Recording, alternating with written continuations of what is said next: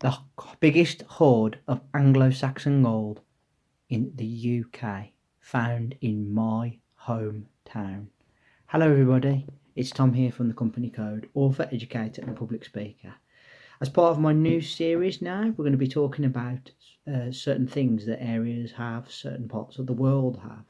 So, if we're talking about, say, a foreign country which has a very famous monument and I've managed to see it, I'll be talking about it, giving you my experience on the history and why it's such a big tourist attraction. Well, as I've alluded to in the last 3 weeks, a little bit of background to myself and where I come from, the small town of Burntwood in Staffordshire. Fascinating fact about Burntwood. And for those of you that like a history, or even if you don't like history, you just like a story, here is a story for you. Back in 2009, there was a amateur metal detector guy by the name of Terry Herbert.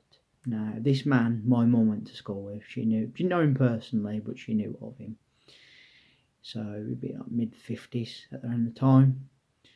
He was out in one of the fields, one of the many, many fields around where I live. As I've said, I'll do a video at some point when I'm able to sort of show you where I live, so you get a better idea of the field where I come from, okay? Where I grew up, should I say.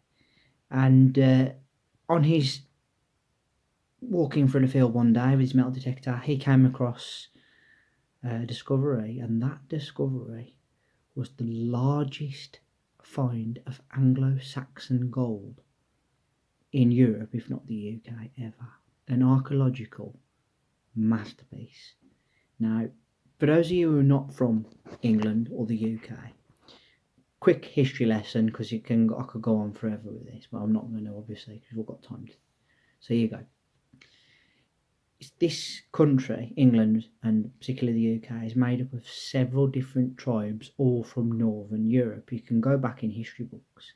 You will see that there was the Celts, the Vikings, the Normans, the Romans, and a group that comprised of two, the Angles and the Saxons. They joined together to become the Anglo-Saxons. Okay, the Anglo-Saxons would probably referred to as like the original English, if you like, where the sort of phrase English came from, although we are a combination of all of those tribes I've just said.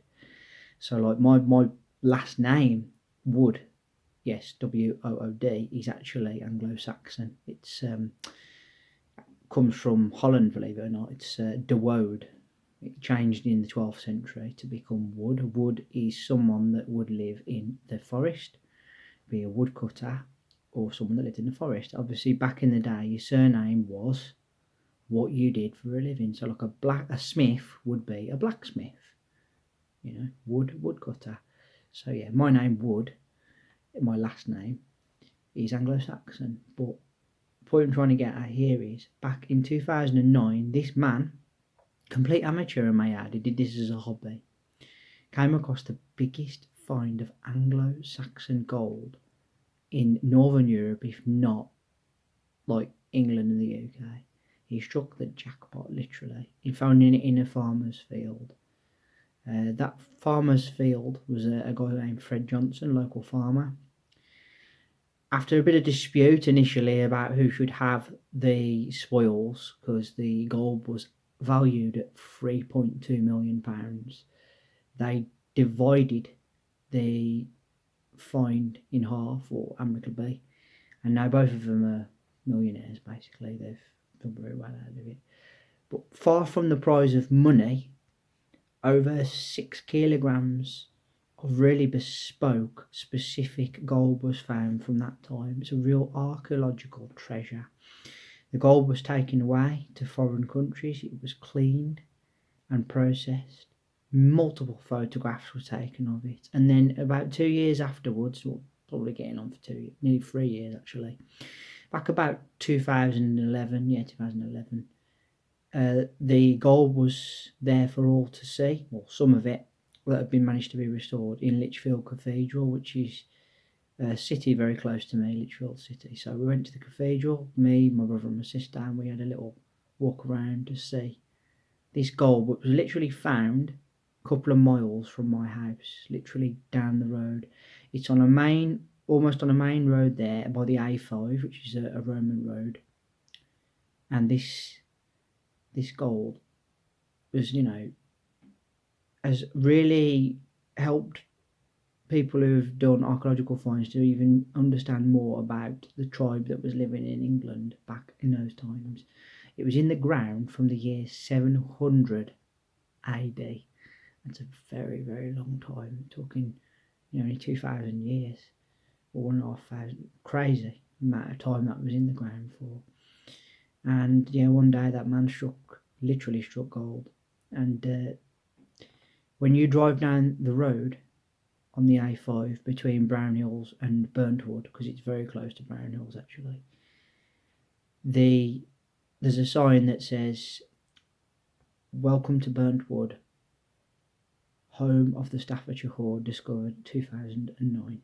It is literally a treasure to the area. And at the moment, currently, it's being shared between Staffordshire and Birmingham Council. Some of it is at Birmingham Museum and Art Gallery to see, and I think a lot of it is over in Stafford as well.